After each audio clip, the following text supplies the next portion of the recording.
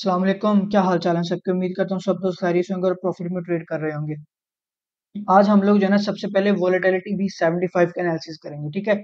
कल मैंने जो है ना फर्स्ट टाइम V75 के ऊपर जो है ना वो रियल ट्रेड की है। उससे पहले मैं बूम क्रैश को जो है ना वो ज्यादा ट्रेड करता हूँ, ठीक है। तो आप लोगों को भी मैंने यही बोला हुआ था कि हम लोग जो है ना इसको एक वीक जो है ना डेमो करेंगे, ठीक है। जब हमें इस पेयर की बिल्कुल प्रॉपर समझ आ जाएगी ना कि ये टीएल को किस तरह फॉलो करता है, पैटर्न्स को किस तरह फॉलो करता है, ठीक है, जो प्राइस एक्शन है इसको किस तरह फॉलो करता है, उसके बाद जो है ना हम लोग इसके ऊपर फिर रियल ट्रेड जो है ना वो करेंगे।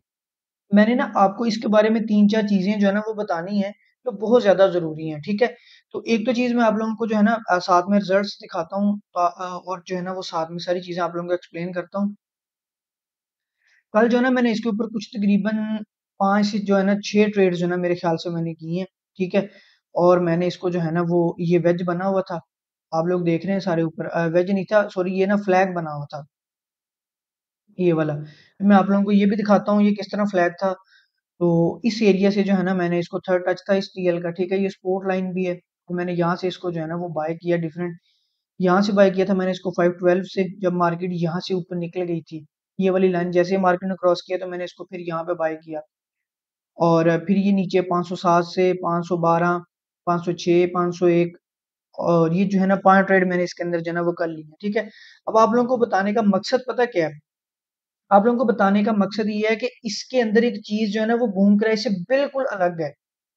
इसके अंदर मैंने देखा कि अगर आप लोगों को मैं आप लोगों को बताऊं ना, मेरी ये जो ट्रेड है ना मेरे ख्याल से कल 8 से 9 घंटे जो है ना वो चली है, ये वाली ट्रेड, ठीक है। ये मार्केट जो है ना बूम क्रैश की निस्बत बहुत ज्यादा चेंज है। किस किस लिहाज से चेंज है? देखें, बूम क्रैश में पता क्या होता है? बूम क्रैश में होता है कि आप लोगों ने अगर 4 ट्रेड्स लगा दी है ना तो विद इन 2 मिनट या 3 मिनट या 4 मिनट जो है ना हमें रिजल्ट्स मिल जाते हैं, ठीक है। इसके बिल्कुल नीचे जो है ना ये 4 ट्रेड जो है ना मैंने कल क्रैश 1000 की ली है, ठीक है। और मेरे ख्याल में ये इसका प्रॉफिट और इनका प्रॉफिट दोनों का आपस में थोड़ा सा मार्जिन है। लेकिन जो क्रैश है मेरे ख्याल में ये मेरी ट्रेड 20 से 25 मिनट चली है, लेकिन ये वाली ट्रेड जो है ना ये 8 घंटे चली है, ठीक है।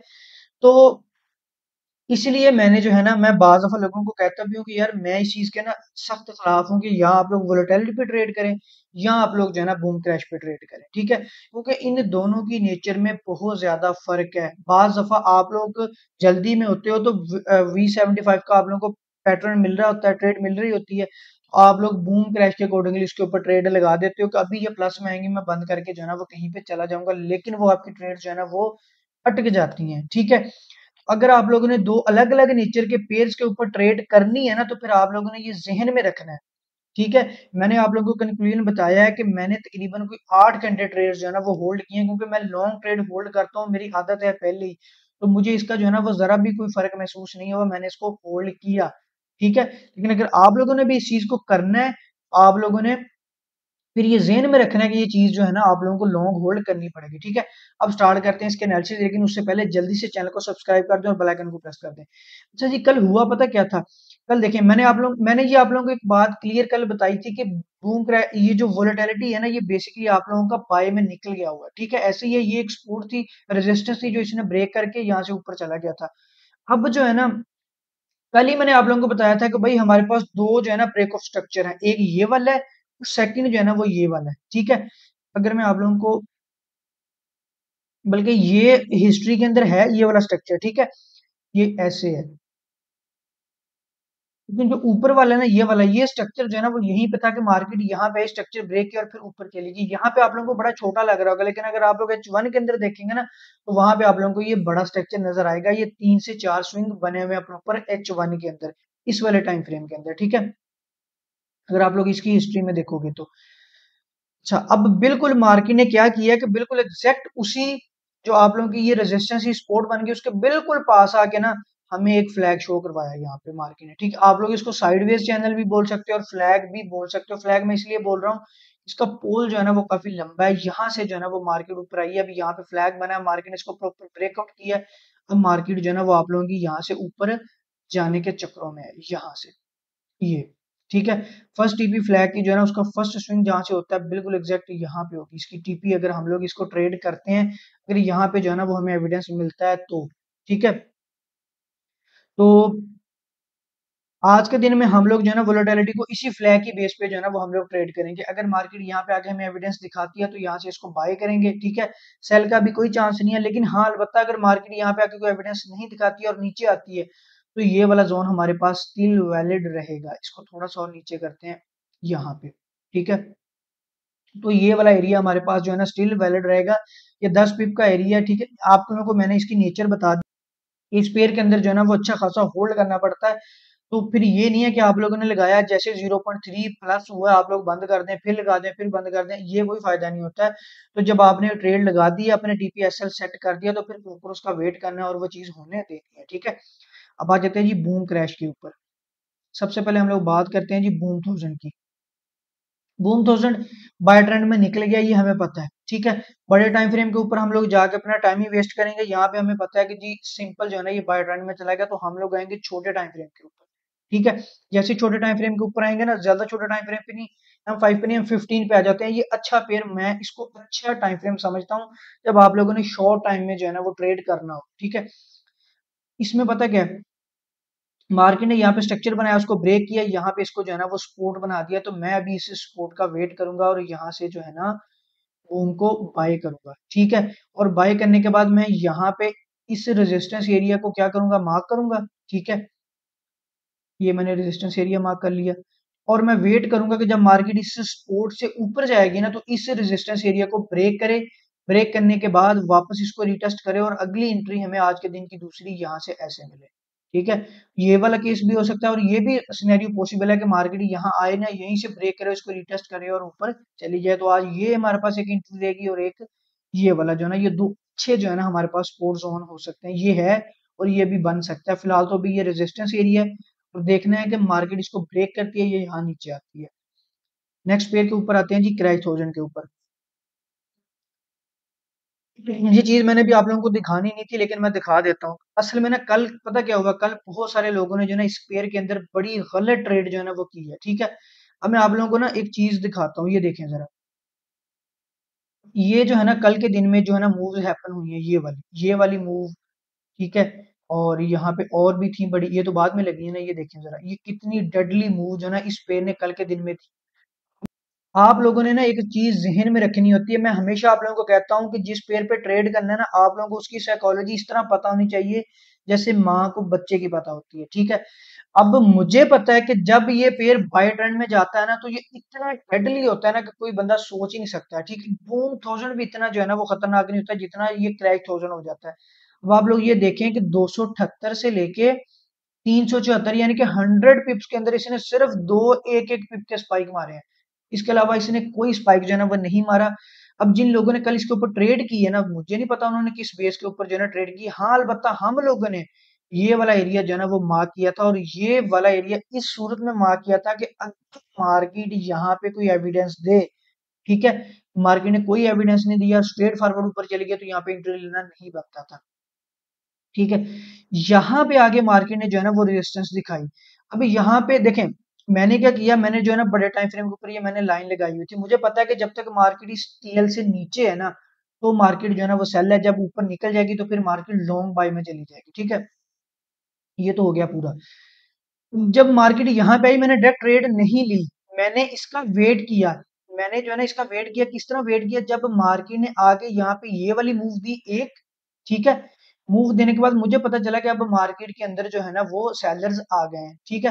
फिर उसके बाद मार्केट ऊपर गई है, फिर मार्केट ने जो है ना वो रिजेक्शन दिया। जब ये वाली छोटी मूव मार्केट ऊपर लेने जा रही थी ना, तब मैंने यहाँ पे जो है ना वो सेल की एंट्रियां लगाना शुरू की। अब मुझे पता था कि भाई मार्केट जो है ना वो यहाँ पे आके रुक गई है। जो मैं हमेशा आप लोगों से बात करता हूँ यार, मार्केट को रुकने दिया करें। जिस डायरेक्शन में आप लोगों ने ट्रेड लेनी है, मार्केट को वो वाला वॉल्यूम लेके आने दिया करें, फिर ट्रेड किया करें। पहले ये मूव लगी मैंने वेट किया, फिर ये मूव लगी मैंने वेट किया, फिर जब ये मार्केट ने इन्वर्टेड हैमर बनाया ना, तब मैंने यहाँ पे जो है ना वो ट्रेड्स लगाई और फिर इसको जो है ना वो ट्रेड किया, ठीक है। आज की अगर मैं इसकी बात करूँ ना तो ये एरिया जो है ना वो स्टिल वैलिड है और ये एरिया तब तक वैलिड है जब तक D1 की वो वाली टीएल जो है ना वो ब्रेक नहीं हो जाती।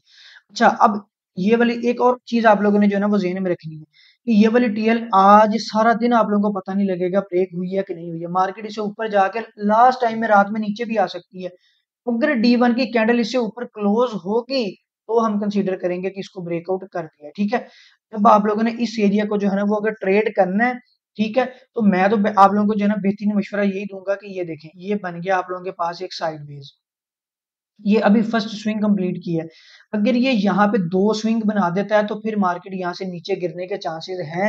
लेकिन अगर ये स्विंग नहीं बनाता और यहाँ पे आके स्पाइक दे के फिर जो है ना थोड़ी सी मूव देने के बाद ऊपर निकल जाता है, देन जो है ना हम लोग इसको सेल नहीं करेंगे। फिर हम लोग जो है ना इसको अगेन जो है ना वो कहीं देखेंगे आज के दिन में कि ये D1 के अंदर कैंडल इसके ऊपर क्लोज होती है या ये सेल के अंदर ही जो है ना वो रहता है, ठीक है।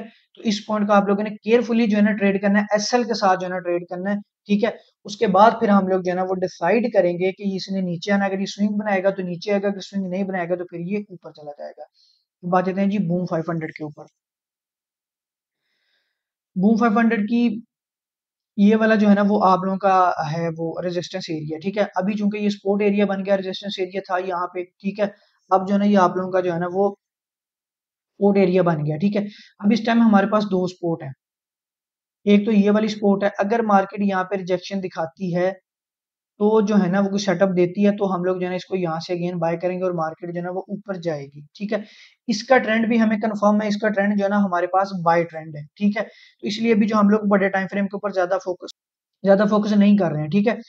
तो छोटे टाइम फ्रेम जो है ना वो हमें एंट्री दे रहा है। लेकिन अगर मार्केट ये वाला एरिया कर देती है ब्रेक, ठीक है, ये यहाँ इस टीएल तक है 365 तक, ठीक है।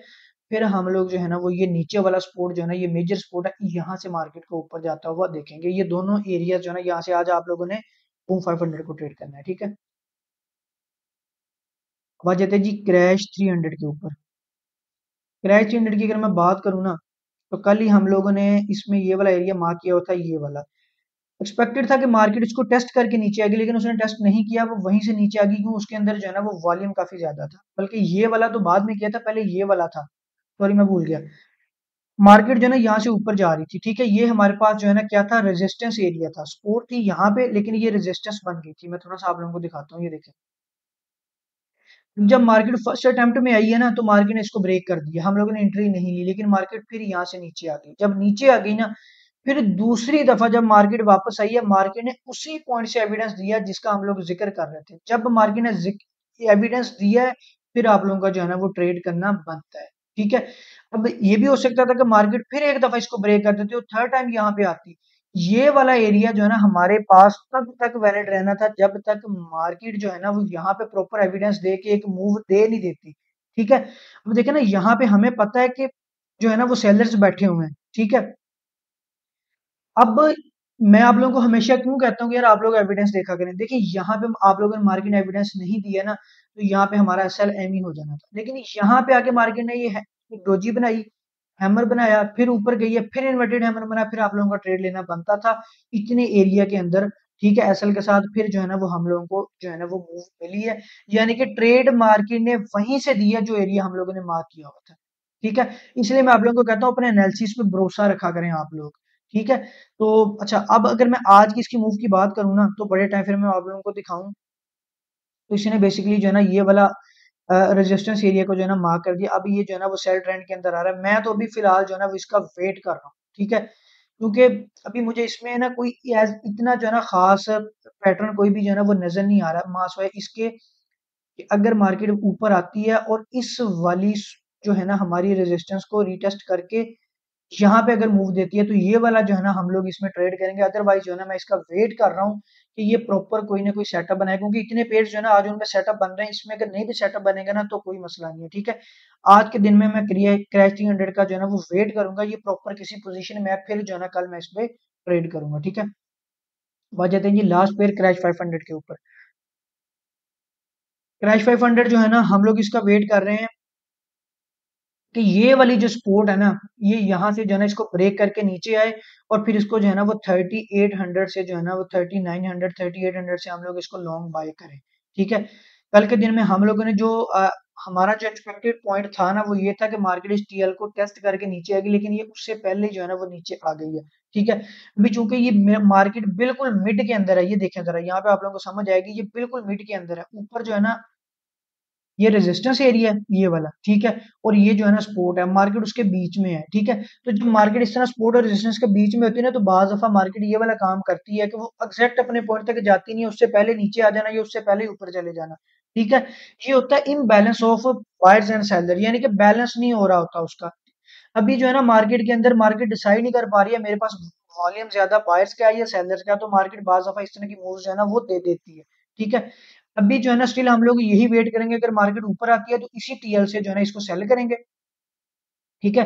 लेकिन अगर मार्केट यहीं से नीचे आ जाती है देन हम जो है ना वो वेट करेंगे, मार्केट जो है ना वो इस वाली सपोर्ट को जो है ना ब्रेक करके नीचे, और फिर हम लोग जो है ना इसको लॉन्ग बाय करेंगे, ठीक है। अभी सेल के बारे में आप लोग स्पाइक इसके कैच कर सकते हैं अगर आप लोगों को अच्छा प्रॉपर कोई सेटअप मिलता है तो, लेकिन एक बात आप लोगों ने जहन में रखनी है कि अभी जो है ना आप लोगों ने बगैर एसएल के सेल नहीं करना इसको।